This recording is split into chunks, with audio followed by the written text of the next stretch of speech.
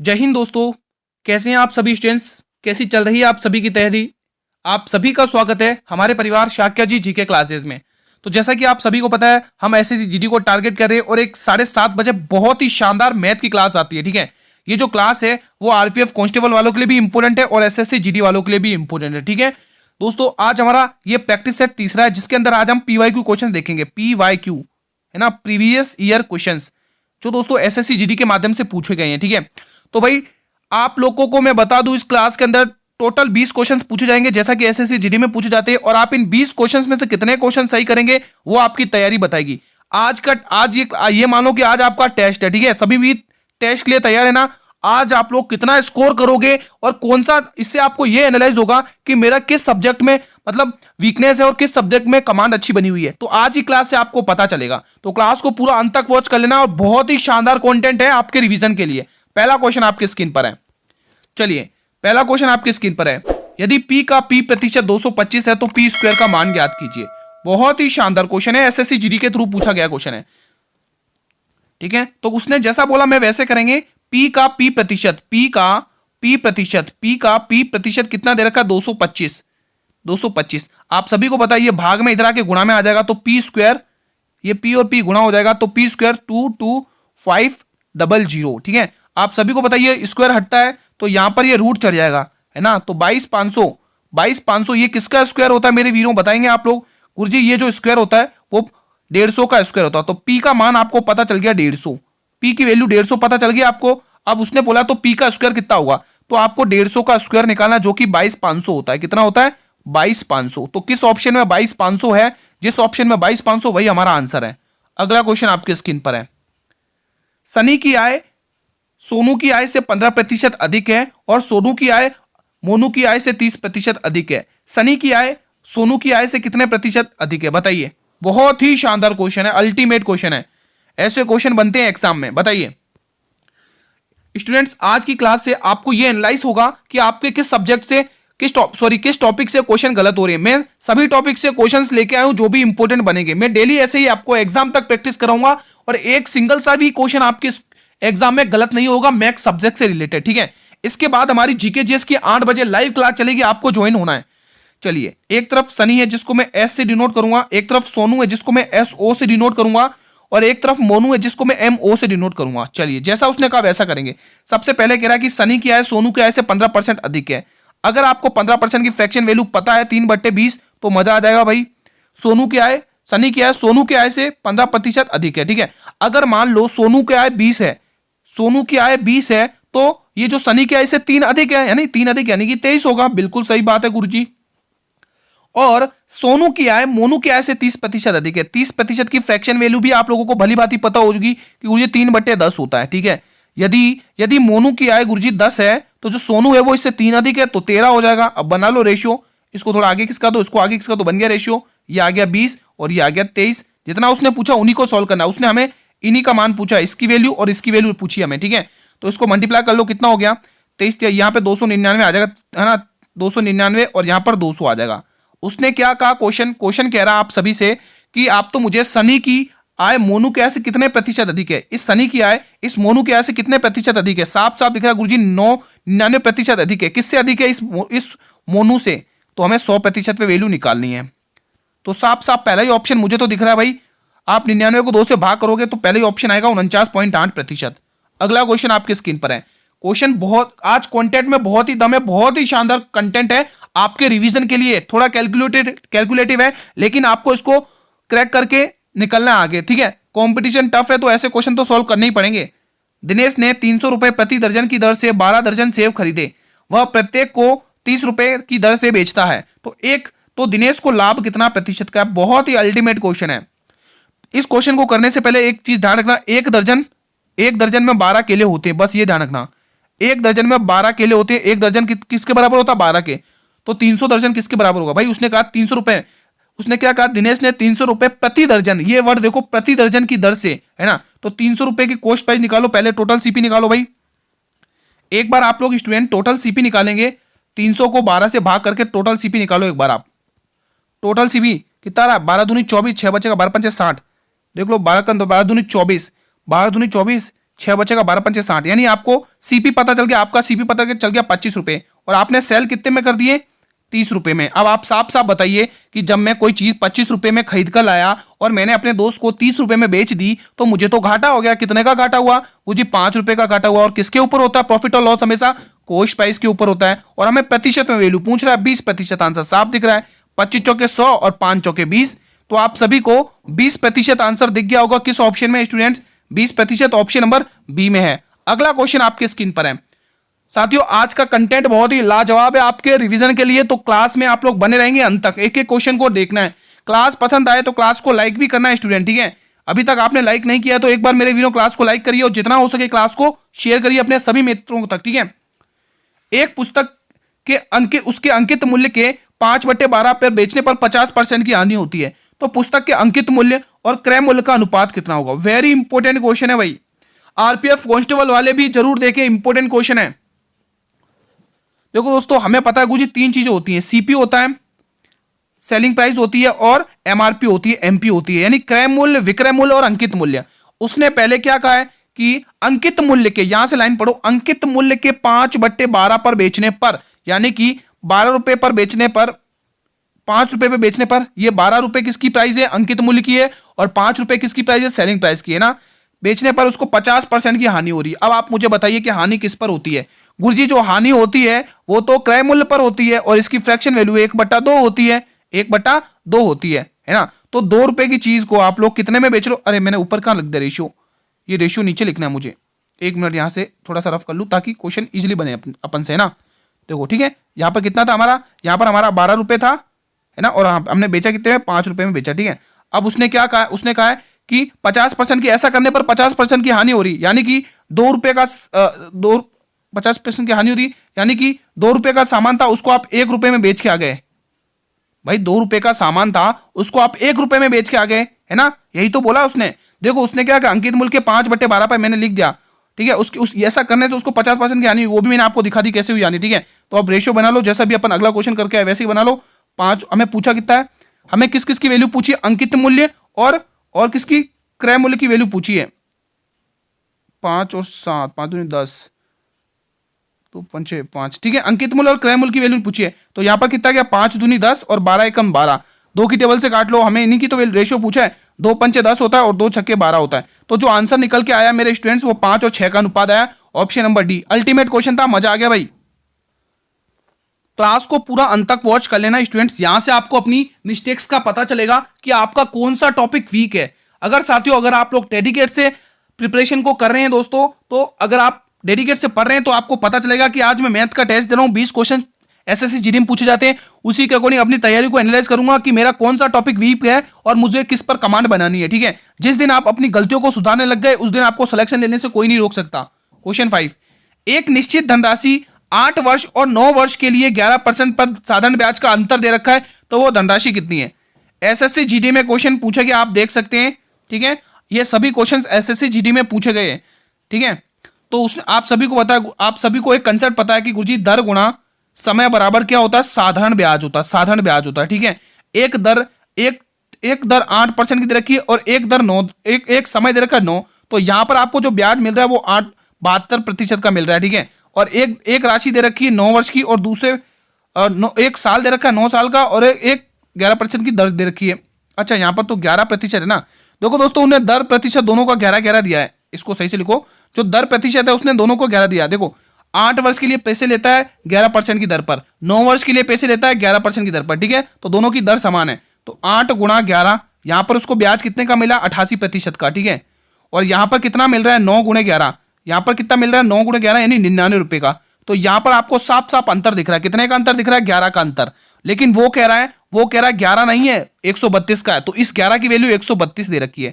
कितने गुना? 11 गुना 12 कितना होता है? 12 गुना दे रखा है, 132 ही होता है, तो आपको 12 गुना पता चल गया। उसने पूछा धनराशि कितनी है, तो वो धनराशि कितनी है, तो 100 की वैल्यू पूछ रहा है, तो 12 गुना 100 कर लो, क्योंकि धनराशि अपने आप में 100% होती है, तो जो आंसर निकल के आएगा वो 1200 आएगा। अगला प्रश्न आपके स्क्रीन पर है, किसी धनराशि पर 2 वर्षों के लिए चक्रवृद्धि ब्याज ये दे रखा है, तो यदि ब्याज की दर 15% है तो वार्षिक है, तो वह धनराशि कितनी है? अल्टीमेट क्वेश्चन है, कैलकुलेटिव है, मजा आएगा इसको करने में। बताइए स्टूडेंट्स, बहुत ही अल्टीमेट क्वेश्चन है, इसका आंसर क्या होगा? कैलकुलेटिव है लेकिन मजा आएगा। चलिए, आप सभी को पता है कि साधारण और ब्याज और सीपी का दे रखा है मूलधन और मिश्रधन। चलिए दोस्तों, इस क्वेश्चन को आप सोल्व करते हैं। आपको करना कैसा है, आप सभी को देखना दोस्तों, एक तरफ होता हमारा मूलधन और एक तरफ होता हमारा मिश्रधन, ठीक है।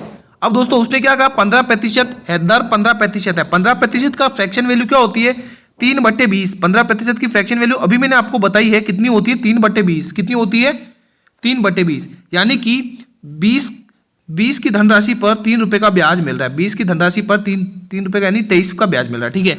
उसने बोला 2 वर्षों का, तो आपको स्क्वायर करना है। तो 20 का स्क्वायर यहां पर करना है और 23 का स्क्वायर यहां पर करना है। 20 का स्क्वायर कितना होता है, 400 होता है, और जो 23 का स्क्वायर होता है मेरे वीरों वो 530 होता है। 530 होता है, ठीक है, 530 होता है। अब उसने ब्याज दे रखा है, तो हमारा ब्याज यहां पर कितने आ रहा है, 129 का ब्याज आ रहा है। कितने का आ रहा है, 129 का ब्याज आ रहा है हमारा। लेकिन वो कह रहा है कितना है, 9,675, मतलब 967.5 दे रखा है। तो इसकी वैल्यू ये दे रखी है दोस्तों, ठीक है। चलिए दोस्तों, जैसा उसने कहा वैसा कर लो, है ना। तो इसकी वैल्यू दे रखी है उसने 967.5। इसकी वैल्यू उसने कितनी दे रखी है, हमने हमारी कितनी 129 निकली, 129, ठीक है। और हमें धनराशि निकालनी है, यानी 400 की वैल्यू निकालनी है, 400 की वैल्यू निकालनी है। चलो वैल्यू टर्मिनेट कर लो। अब देखो दोस्तों, एक जीरो यहाँ से हटाओगे, अगर आप यहाँ से जीरो हटो तो यहाँ पे ये जीरो लग जाएगा, ठीक है। अब हम क्या करेंगे, इसको 5 की टेबल से काटेंगे। 5 की टेबल से काटो इसको, कितनी बार जाएगा, 5 दूनी 10, 5 25, 4 आएगा, 5 8 40, ठीक है। अब इसको भी 5 की टेबल से काट लो, 5 1 5, 4 बच जाएगा, 5 9 45, 5 9 45, 1 5 दिया 15, 2 और 5 25, 1935 आ गया, ठीक है। और अगर आप चाहें तो और काट लो इसको वैल्यू, देखो इसको 2 की टेबल से काट लो। 2 की टेबल से क्या, आप लोग एक काम करो, 25 एकम 25, 2 की टेबल से काट लो, ठीक है। 2 की टेबल से इसको काट लो, ये कितनी बार जाएगा, 200 बार जाएगा, ठीक है। 2 की टेबल से इसको काट, 2 एकम 2, 2 दूनी 4, 2 9 18। अब देखा जाए तो 129, यानी कितनी बार जा रहा है, आप देख सकते हो 29 5 9, ये 15 बार जाएगा दोस्तों। हाँ, ये 15 बार वैल्यू कटेगी। कितनी बार जाएगा, ये 15 बार जाएगा। अब 15 को आपको इस 200 से गुणा करना है, 15 दूनी 30, यानी 200 गुणा 15 कितना हुआ, तो 3,000 रुपए का ब्याज था। थोड़ा कैलकुलेटिव है लेकिन इजी क्वेश्चन है, इसमें टफ कोई नहीं, थोड़ा सा लेंथी है। और ऐसे क्वेश्चन अक्सर दोस्तों एसएससी में पूछे जाते हैं दोस्तों, ध्यान रखना, ठीक है, ताकि बच्चों का टाइम वेस्ट हो, है ना। तो ऐसे क्वेश्चन पूछे जाते हैं, थोड़ा कैलकुलेटिव लेकिन बहुत ही शानदार क्वेश्चन था। एक परिवार के 4 सदस्यों की औसत आयु 25 वर्ष है। यदि परिवार के 3 सदस्यों की औसत आयु परिवार के 3 सदस्यों की आयु 20, 22 और 28 वर्ष है, तो परिवार के चौथे सदस्य की आयु कितनी होगी। तो जब भी ऐसा क्वेश्चन आए तो पहले तो कुल औसत निकाल लेना और इन तीनों की आयु घटा देना, उसमें से आंसर आपके कदमों में। कैसे करना है भाई, 25 है, कितने, चार सदस्यों की है परिवार, तो टोटल कितनी हो गई, टोटल आपको यहां पर पता चल गई 100 है, ठीक है। उसमें से एक 3 की तो 20, 22 और 28 है, ठीक है। इनको ऐड कर लो, 8 और 2 10 का 0 कैरी 1, 2 3 6 और 1 7, तो 100 में से आप जब 70 घटाओगे तो आपके पास आंसर पता चल जाएगा कि जो 30 चौथा सदस्य है उसकी आयु कितनी है, 30 वर्ष है। Option number C. अगला प्रश्न अल्टीमेट क्वेश्चन है, सभी प्रैक्टिस के लिए वेरी इंपॉर्टेंट क्वेश्चन है। 24, 28, 27, 23 और डी और ई का औसत 29 है, तो डी और ई का औसत ज्ञात करिए। हर टॉपिक से क्वेश्चन देखने को मिलेंगे, हर टॉपिक से, ठीक है। अति महत्वपूर्ण प्रश्न है। हमें क्या दे रखा, 24 plus 28 plus 27 plus 23 plus D plus E, इन सभी का औसत दे रखा हमें, ठीक है। औसत कितना दे रखा उसने, 29 दे रखा है। लेकिन आपको पता औसत बट्टे मतलब योग बट्टे संख्या होती है, तो संख्या कितनी है, 3 और 3 6 6, ठीक है। आप सभी को पता है 6 डिवाइड में इधर आके मल्टीप्लाई में आएगा, तो 29 छक्के कितना होता है, 29 छक्के कितना होता है, 9 छंग 54 की 4 कैरी 5, 6 दूनी 12 5 17, 174 होता है, ठीक है। 9 छंग 6 नाम 54 की 4 कैरी 5, 6 दूनी 12 5 17, ठीक है। हाँ, अब इनका योग कर लो, कितना आ रहा है, इनका योग करने पर देखो 7 और 3 10, 10 8 18, 18 4 22, 22 का 2 कैरी 2, ठीक है। 2 का 2, 2 दूनी 4, 2 3 6, 2 6 8 और 10, 102 हो गया है, 102 हो गया है। अब आपको 102 में से 74 घटाना है, आंसर आ जाएगा आपके पास। 174 में से 102 घटा लो, यहाँ पर 102 घटा लो, कितना आ रहा है, 2 और 7, यानी 72 आ रहा है, 72 ही आ रहा है। कहाँ मिस्टेक करी हमने, देख सकते हैं एक बार। और 9 छंग 54 की 4 कैरी 5, 6 दूनी 12, ठीक है। कहीं हमने कैलकुलेशन में तो मिस्टेक नहीं करी, 72 आ रहा है, यहाँ तक तो ठीक है। लेकिन हमें, अच्छा उसने पूछा डी और ई की पूछा ना, अब क्वेश्चन पूछा डी और ई की बताओ, ये तो दोनों की मिलाकर आई, तो डी प्लस ई की कितनी आएगी, डी प्लस ई की निकालोगे तो कितनी आएगी, 72/2, क्योंकि 2 जने है ना, तो आंसर आएगा 36 आएगा भाई, 36, ऑप्शन नंबर ए। अगला प्रश्न आपके स्क्रीन पर है। राकेश महेश और पुनीश मिलकर किसी काम को मतलब मिलकर 20 मिनट में एक कुर्सी बना सकते हैं। तो राकेश महेश मिलकर 25 मिनट में बना सकते हैं। राकेश और महेश मिल रहे हैं यहाँ पर, ठीक है। तो पुनीश अकेले उस कुर्सी को बनाने में कितना काम करेगा। चलिए दोस्तों, ये क्वेश्चन ऐसा है, मान लो ये राकेश पुनीश कुछ नहीं, एबीसी मानो, एबीसी 3 मिलकर किसी काम को 20 दिन में करते हैं, बी और सी मिलकर किसी काम को 25 दिन में करते हैं, तो ए कितने दिन में करेगा। क्वेश्चन ऐसा बन रहा है ना। चलिए इसी के अकॉर्डिंग हम फोड़ेंगे। सबसे पहले राजेश, राकेश, महेश और पुनीश, है ना, ये तीनों बंदे मिलकर किसी काम को 20 दिन में कर रहे हैं। हम ऐसा समझेंगे ताकि हमारे कैलकुलेशन में भी इजी है और समझ में भी अच्छे से आए। अब उसमें से महेश प्लस पुनीश, महेश और राकेश किसी काम को 25 दिन में कर रहे हैं। इनकी क्षमताएं निकाल लो कितनी आ गई। इनका टोटल वर्क कितना आएगा, टोटल वर्क आएगा 100, जिसमें से इसकी क्षमता 5 आ रही है और इसकी क्षमता 4 आ रही है। अब आप खुद दिमाग लगाओ कि महेश और राकेश की क्षमताएं कितनी है, 4 है दोनों की मिलाकर। तो यहां पर आ गई दोनों की मिलाकर 4 है महेश और राकेश की, तो महेश और राकेश की मिलाकर 4 हो गई। तो 5 में से 4 घटाओगे, एक क्षमता किसकी बचेगी, पुनीश की बचेगी। और पुनीश कितने दिन में काम करेगा वही पूछा है। 100 काम है और पुनीश की क्षमता 1 है, तो वो काम को 100 दिन में करेगा, 100 दिन में। Option number A. अगला क्वेश्चन, एक आदमी ने क्रमशः 8, 16, 24, 32 किलोमीटर की चालें समान दूरी से तय करी है। ये चारों चालें समान दूरी से तय करी हैं दोस्तों, समान दूरी से तय करी हैं, ठीक है। तो आपको क्वेश्चन पूछ रहा है कि औसत चाल क्या होगी। एवरेज स्पीड क्या होता है, total distance upon total time होता है। Average speed upon total distance upon total time होता है। देखो दोस्तों, ये जा रहा है 32 की स्पीड से, सॉरी ये आ रहा है 8 की स्पीड से, ठीक है, और ये जा रहा है 16 की किलोमीटर की चाल से, और ये जा रहा है 24 की स्पीड से, और ये जा रहा है 32 की स्पीड से। तो टोटल दूरी वही रखनी जो इनको दोनों को काट ले। तो 32 दूनी 96 होता है, ठीक है। तो इसकी देखो 12 96, ये 12 घंटे लेगा, ठीक है। और ये कितना लेगा, 16 96, ये 6 घंटे लेगा। और ये कितना लेगा, देख लो, 16 24 चौक 96 4 घंटे लेगा। और ये कितने लेगा, 3 घंटे लेगा, ठीक है। अब हम अगले पेज पर इसका सॉल्यूशन करेंगे। हमारा एवरेज स्पीड क्या होती है मित्र, एवरेज स्पीड क्या होती है दोस्तों, एवरेज स्पीड क्या होता है, टोटल डिस्टेंस यानी कुल दूरी बट्टे कुल समय, टोटल टाइम। तो कुल दूरी कितनी है दोस्तों, ये दूरियां दोस्तों 4 है, ठीक है। 4 दूरियां हैं, तो 96 को 4 से मल्टीप्लाई करना पड़ेगा दोस्तों, क्योंकि ये 4 दूरियां हैं, ध्यान रखना। तो 96 को यहां पर हम क्या करेंगे, 96 को 4 से गुणा करेंगे और टोटल समय निकाल लेंगे। यहाँ पे टोटल समय कितना आ रहा है, देखो आप कर लो, 12 और 6 18, 18 4 22, 22 और 3 25, टोटल समय 25 आ रहा है। टोटल समय कितना आ रहा है, 25 आ रहा है। चलो इसको कर लो मल्टीप्लाई, कर लो 6 चौक 24 की 4 आ जाएगा, कैरी 2, 9 चौक 36 और 2 38, 384/25 आ रहा है हमारा ओवरऑल आंसर। कितना आ रहा है, 384/25। क्या ऑप्शन में है, तो बिल्कुल है ऑप्शन में। कौन से ऑप्शन में, ऑप्शन नंबर डी में। अगला क्वेश्चन, 11 से 144 तक के 13 के सभी गुणजों का औसत ज्ञात करना है। तो हमें पता है गुरुजी 11 से दोस्तों मतलब 13 का पारा ऐसा बोलना है, 70 से स्टार्ट करना है और 44 तक के सभी गुणों का औसत निकालना। तो 13 पंजे 65 नहीं, 13 छंग 78, ठीक है, 13 सत्ते 91, 13 अट्ठे 104, 13 नब्बे 117 और 13 धाएं 130, ठीक है। हमें औसत निकालना है, ठीक है, लगातार है। तो हमें आखिरी और अंक मतलब पहला फर्स्ट प्लस लास्ट कवर करके 2 से भाग देना है। First plus last is equal to 2 से भाग देना, मतलब डिवाइडेड बाय 2, इससे भाग देना। फर्स्ट नंबर क्या है, 78 प्लस 130, यानी 130 प्लस 78 कितना हो गया, और 2 से भाग कर लो, ये आंसर आ जाएगा, ठीक है। कर लो, जोड़ लो इसमें 100, इसमें जोड़ लो, कितना हो गया, 8 का 8 आ जाएगा, 13 7 20, 208 आ जाएगा। उसको 2 से भाग कर लो, तो साफ साफ दिख रहा है यहाँ पे 2 धाएं 20 और 2 चौके 8। कहीं मिस्टेक तो नहीं करी अपन ने जोड़ने में, 178, देखो एक बार मिस्टेक तो नहीं करी अपन ने कहीं। 130 और 78 को जोड़ लो, कितना आ रहा है, 8 आएगा, 7 और 3 10, 10 का 0 कैरी 1, ये 208 आएगा, 208 ही आ रहा है, उसको 2 से भाग करना है ना। 13 में 170 दाएं 130, 13 पंजे 65, 13 छंग 78, सही तो है। अच्छा हाँ ठीक है, यहाँ पे 143 आएगा दोस्तों, यहाँ 143 आएगा, 143, क्योंकि लास्ट हमारा 143 तक जाएगा, है ना, उसने बोला ना 144 तक, यहाँ हमारा 143 तक जाएगा, 143 तक। तो यहाँ पर आपको 143 लेना है, 143, यहाँ पर क्या लेना है, 143 लेना है।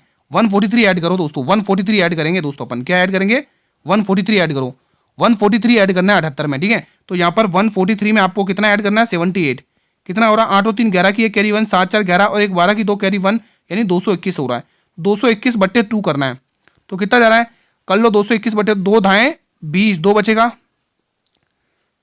कर लो, 2 धाएँ 20, 2 एकम 2, रुको ऐसे कर लो एक बार, हाँ 2 एकम 2, 2 एकम 2 पॉइंट आ जाएगा समथिंग। अगर देखा जाए दोस्तों इसमें ऑप्शन नंबर ये अपने सी आएगा दोस्तों, है ना, क्योंकि हाँ ऑप्शन नंबर सी आएगा, ऑप्शन नंबर सी। ठीक है, अगला क्वेश्चन, निम्न में से कौन सी संख्या 11 से विभाजित नहीं है? नहीं बोला उसने, ध्यान से करना है, उसने नहीं बोला है। तो हमें पता है गुरुजी 11 का विभाजितता का नियम क्या क्या कहता है, 6 2 8 और 5 और 2 7, 6 और 1 7, ये हो जाएगी, ये है। ठीक है, और ये देखो 6 2 8, 8 और 7 और 3, ये नहीं है, ये देख लो 2 2 4 और 8 और 7 15 11, ये है, ये देख लो, और 6 2 8 5 3 8, ये है। ठीक है, ये भी है, लेकिन ये ऑप्शन नंबर सी नहीं है, ऑप्शन नंबर सी नहीं है दोस्तों। ठीक है, ठीक है दोस्तों, 7 और यहाँ पर 7 और 2 9, 2 2 4 और 11 का 11 कहते 22, 5 बचेगा 11, 11 चौक 44, 6 7, हाँ ये नहीं है। ठीक है, बढ़े अगले प्रश्न की तरफ। चलिए अगला प्रश्न देख लेते हैं, स्क्रीन पर आपके क्वेश्चन नंबर 13 बताएंगे आप। बहुत ही शानदार क्वेश्चन है, आई होप गाइस आपका अच्छे से रिवीजन हो रहा होगा। 9/14, 21/10 और 63/20 का लघुत्तम समापवर्तक ज्ञात करना। लघुत्तम यानी HCM, LCM है ना, 9/4 और 21/10। एक अगर आपको एलसीएम पता चल जाए तो आंसर हो जाएगा दोस्तों। देखो एलसीएम बोला यानी ऊपर वाले नंबर का आपको एलसीएम निकालना है, इसका तो आपको एलसीएम निकालना है, और नीचे वाले नंबर का HCF निकालना है। HCF जो सम्यक हाईएस्ट कॉमन फैक्टर। ठीक है, एलसीएम निकालो, 63 का एलसीएम 63 ही होगा। 63 एक के ऑप्शन में दिख रहा है, ऑप्शन नंबर ये खत्म। 63 ऑप्शन नंबर 1 में ही दिख रहा है दोस्तों। ठीक है, 63 ऑप्शन नंबर 1 में ही दिख रहा है, और 2 HCF है। 2 क्यों HCF? क्योंकि 2 से ये भी पूरा जाएगा, 2 से ये भी जाएगा, ये भी 2 से। ठीक है, तो ऑप्शन नंबर डी। ऐसे करना है इन क्वेश्चंस को। अगला क्वेश्चन, दो संख्याएं दे रखी है, इनका अनुपात दे रखा है, यदि उनका HCF 7 है तो उन संख्याओं का संख्याएं ज्ञात करनी है। उन संख्याएं ज्ञात करनी है दोस्तों। दो संख्याएं दे रखी है, दो संख्याएं दे रखी है, एक है 11 और एक है 13। इनका हमें HCF दे रखा है। HCF कितना दे रखा है उसने? हमें 7 दे रखा है। अगर मैं कहूं कि आप मुझे 11 और 13 में HCF निकाल के बताइए, तो जो आपका HCF आएगा, इसमें जो HCF आएगा वो कॉमन कोई नहीं आ रहा, तो 1 आ रहा है। क्या आ रहा है? 1 आ रहा है। तो जब हमारा 1 आ रहा है, लेकिन वो कह रहा है 7 को, कितने गुना? 7 गुना है। तो उसने संख्याएं पूछी है, तो 11 को 7 से गुणा कर लोगे आंसर आ जाएगा, 13 को 7 से गुणा कर लोगे आंसर आ जाएगा। ठीक है, कौन सा आंसर दिख रहा है? Option number C. ठीक है, ऑप्शन नंबर ए दिख रहा है, सॉरी, है ना। अगला क्वेश्चन दोस्तों, बोर्ड मास रूल लगाओ और इसको फोड़ो क्वेश्चन को। बोर्ड मास रूल क्या कहता है? पहले ऑफ वाले नंबर यानी इस ब्रैकेट को सॉल्व करो। यहां पर कितना आएगा? 6 दूनी 12, 12 का 6 दूनी 12 के 2 कैरी 1, 9 दूनी 18 19, 6 दूनी 12, इसको सॉल्व करो। 6 दूनी 12 का 2, 6 दूनी 2 छंग 12 के 2 कैरी 1, 9 दूनी 18 19, 192, और ये जाएगा 24 8। हाँ, ये दोस्तों 8 बन गया। ये पूरी वैल्यू 8 बन गई, ये पूरी वैल्यू 8 बन गई, ये पूरी वैल्यू क्या बन गई? 8 बन गई। हमने इसको सॉल्व कर लिया, ये पूरी वैल्यू 8 बन गई, डिवाइडेड बाय, आगे देखो इसको मल्टीप्लाई करो। 36 दूनी 72, 72 दूनी 144 होता है, 144 होता है। 144 में इसका भाग 2 कितना आएगा? 16 8, 16 8 नहीं 8 चौक 32, इसको डिवाइड कर लो। 8 1 8, 6 8 8 64, 18 144, हाँ 18 बन जाएगी। ये वैल्यू पूरी कितनी बन गई? ये पूरी की पूरी वैल्यू कितनी बन गई? पूरी की पूरी वैल्यू 18 बन गई। ठीक है, 18 बन गई। अब आगे देखो, 18 गुणा 41 करना है, गुणा 41 करना है, गुणा 41 करना है। ठीक है, 18 1 18 की इकाई अंक 8 आ रहा है, तो ऑप्शन नंबर डी को खत्म करो, आगे बढ़ जाओ। ऐसे क्वेश्चन सॉल्व करने इकाई अंक को भी ध्यान में रखते हुए। ये क्वेश्चन बहुत सारे स्टूडेंट गलत करते हैं दोस्तों, और गलत करेंगे। ठीक है, जिनको बेसिक कंसेप्ट पता वो फोड़ देगा। हमें सभी को पता है गुरुजी कि पहले तो संख्या 23 की 23 लिखनी है, और यहाँ पर भी 43 ऐसी की ऐसी लिखनी है। किसके ऊपर बार नहीं है? 2 के ऊपर बार नहीं, तो 2 इसमें घटा दो। किसके ऊपर बार नहीं है? 4 के ऊपर बार नहीं, तो 4 घटा दो। कितने के ऊपर बार है? 3 के ऊपर बार है, तो 1 9 आएगा। ठीक है, पॉइंट के बाद कितने के ऊपर बार है? 1, और यहाँ पर भी पॉइंट के बाद 1, तो इनका जो एलसीएम आया वो तो 9 आया, और इनको घटाओगे ये तो 21 आया। इनको जोड़ोगे कितना आएगा? 39 आएगा। क्या आंसर आ रहा है? 60/9।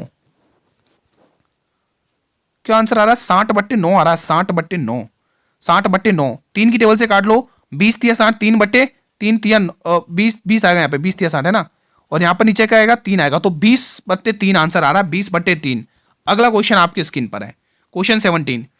5 सेब 8 आम का मूल्य, 5 सेब और 8 आम का मूल्य 9 सेब और 4 आम के मूल्य के बराबर है, तो 1 आम के मूल्य और 1 सेब के मूल्य का अनुपात कितना है? वेरी इंपॉर्टेंट है, अल्टीमेट क्वेश्चन है, कैलकुलेटिव है, लेकिन मजा आएगा करने में। मैंने कहा था ना आज का टेस्ट देना आपको ईमानदारी से, कितने सही करोगे 20 में से। तो हमें बोला है 5 सेब, 5 सेब, 5 सेब, 5 सेब प्लस 8 आम, प्लस 8 आम, 8 आम है, और इधर देख लो कितना है, इधर कितना है भाई? 9 सेब है, 9 सेब, 9 सेब, और इधर कितने हैं? 4 आम। ठीक है, ये हमें दे रखा है, यही तो बोला है। चलो इसको कैसे सॉल्व करेंगे, आप सभी भली बात ही जान गए हो। इक्वेशन बन गई, ये प्लस का है माइनस बनाओ, प्लस का है माइनस बनाओ, इसमें से घटाओगे 4 सेब, 4 सेब बराबर हैं, 4 सेब बराबर हैं 4 आम के, 4 आम के। तो आम और सेब का अनुपात आ गया भाई 1 और 1, इसकी टोपी उसके सर पे, इसकी टोपी उसके सर पे, है ना। तो सेब और आम का रेशियो आ गया, सेब और आम का रेशियो आ गया 4:4, है ना। तो ये आ गया 1:1, ऑप्शन नंबर डी। अगला क्वेश्चन आपकी स्क्रीन पर है, अल्टीमेट क्वेश्चन से भाई, बहुत ही शानदार। 640 मीटर एक रेलगाड़ी, 920 मीटर लंबी, एक दूसरे को एक रेलगाड़ी की लंबाई कितनी, 1 मीटर कितनी है, 640 मीटर की है, और दूसरी रेलगाड़ी 920 मीटर की है। ये रेलगाड़ी 24 सेकंड में पार करती है एक दूसरे को, ठीक है। यानी कि दोनों विपरीत दिशा में आ रही हैं, दोनों रेलगाड़ियां विपरीत दिशा में चल रही हैं। जब विपरीत दिशा में चलती है तो दोनों की चालें जुड़ती हैं और दोनों की लंबाइयां भी जुड़ती हैं, इस बात का ध्यान रखना। और उसने एक बात और बोली है, दोनों रेलगाड़ियों की चालें समान हैं, चालें समान हैं, ये पॉइंट बहुत काम का है। तो रेलगाड़ी की चाल कितनी है बताएंगे सभी स्टूडेंट्स। भाई दोनों रेलगाड़ियों की चाल समान है, 2s1 यानी s1 प्लस s2, ये दोनों रेलगाड़ी की चालें क्या है, समान है। और आप सभी को पता है दोनों रेलगाड़ी की लंबाई जुड़ेगी 640 प्लस 920, बट अपॉन में क्या आएगा 24 सेकंड, क्योंकि वो पार कर रहा है 24 सेकंड में। और दोस्तों देखो ये मीटर में है और ये सेकंड में है, तो इसको काटने के लिए 18/5 यानी किलोमीटर में पूछा मैं आंसर, 18/5 से गुणा करना पड़ेगा, 18/5 से गुणा करने पड़ना है दोस्तों। ये सेकंड में है दोस्तों, सेकंड में, मैं लिख देता हूं नहीं तो आप 5 समझ जाओ, ये सेकंड में, सेकंड में, ठीक है। काट लो उसको, पहले तो इनको जोड़ लो, कितना हुआ 9 × 15, 1560 आएगा। इधर क्या आएगा 2s1 प्लस s2, ठीक है, 2s1 प्लस s2। इधर कितना आएगा 1560 आएगा, 1560 आएगा, 1560। इधर कितना आएगा 24, और इधर कितना है 18/5। चलो ये कैलकुलेशन हम अगले पेज पर ले लें, ये कैलकुलेशन हम अगले पेज पर ले लें। चलो अगले पेज पर ले लेते, 1560/24 है ना। चलिए इस पेज पर ले लेते भाई, इस पेज पर ले लेते हैं, अगले पेज पर 1560/24। इधर क्या था 2 था ना, इधर 2s1 था ना, 2s1 2 लिख दिया मैंने, 24 गुणा में 18/5, 18/5। चलो इसको वैल्यू टर्मिनेट कर लो भाई, 6 चौके 24 और 6 तिया 18, 5 तिया 15, 5 एकन 5, 5 दूनी 10, 5 तिया 15, 5 एकन 5 और 5 एक बचेगा, रुको 5 तिया 15, 5 एकन 5, 5 दूनी 10, ठीक है। अब कुछ और कट रहा है क्या, देखो काट लो इसको 4 की टेबल से, चारों 7 28, चारों 7 28, 3 बचेंगे, 4 8 32, यहाँ 78, यहाँ 3 है और यहाँ 2 है, बस और कुछ नहीं करना है। काट लो, वैल्यू को टर्मिनेट कर लो बस। देखो 2 की टेबल से काट लो 78, कितनी बार आएगा 2 तिया 6, 2 तिया 6, 2 9 18, तो आपको 39 गुणा 3 करना है, 39 गुणा 3 करना है। तो कितना आएगा 9 तिया 27 की साथ कही 2 3 3 तिया 9 और 1 17, 13 9 117, ठीक है। ऑप्शन नंबर कौन सा आएगा 117, ऑप्शन नंबर ए आएगा, ऑप्शन नंबर ए। अगला प्रश्न आपकी स्क्रीन पर है, एक समबाहु त्रिभुज की भुजाएं ज्ञात कीजिए जिसका क्षेत्रफल दे रखा है। आप सभी को पता है गुरुजी, जिसका क्षेत्रफल, समबाहु त्रिभुज का क्षेत्रफल क्या होता है कि मुझे √3/4 लेकिन उसने कितना दिया है, उसने दिया है √3 और यहां पर क्या दिया है 16, ठीक है। तो देखो रूट से ये रूट कैंसिल हो गया, ठीक है, और ये 4 इधर गुणा भाग में था, गुणा आ जाएगा 64/64 = a का स्क्वायर। तो आपको भुजा पता चल गई भाई, a की भुजा 8 आ गई, ऑप्शन नंबर ए, ठीक है। अगला क्वेश्चन, अंतिम प्रश्न है, किसी संख्या में 28% की वृद्धि करने पर परिणाम 320 प्राप्त होता है, तो वो संख्या ज्ञात करिए। तो वो संख्या ज्ञात करना है, बताएंगे आप लोग, बताएंगे दोस्तों क्या आंसर होगा। देखो उसने बोला है 28% की वृद्धि हो रही है, भाई कोई 28% की वृद्धि, 4 7 28, ये कितनी हो गई 25, इसकी फ्रैक्शन वैल्यू 25 होती है, ठीक है। 25 से वैल्यू कितनी हो रही है, 25 से वैल्यू कितनी हो रही है 32 हो रही है, 25 से वैल्यू कितनी हो रही है 2500 से वैल्यू कितनी हो रही है 32 हो रही है, हमारी 32 हो रही है, लेकिन वो कह रहा 320 हो रही है। इस 32 की वैल्यू 320 कितने गुना 10 गुना, 10 गुना, और हमें पूछा क्या वो संख्या ज्ञात करिए, तो इसका भी 10 गुना कर लो, वो संख्या आपके हाथों में आ गई, हाथों में नहीं मतलब आगे आंसर, ठीक है। Option number B will be the right answer.